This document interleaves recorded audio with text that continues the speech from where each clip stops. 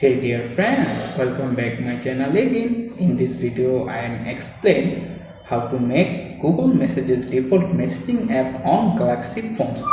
You can follow this updated method guide to easily make Google Messages default messaging apps. Now let's get started.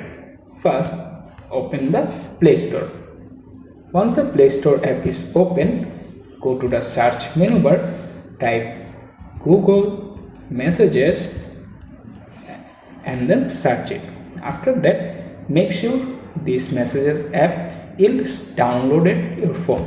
Once the app is downloaded, you can open the settings. Once you are in settings, scroll down, go to apps. After this page, you can open choose default apps. Here you can find the SMS apps option, open it up. You can see the two categories apps option there. Samsung Messages apps or Google Messages apps. If you are make Google Messages default messaging app, so select the Google Messages and automatically set it. Thanks for watching. Please subscribe tips and tricks.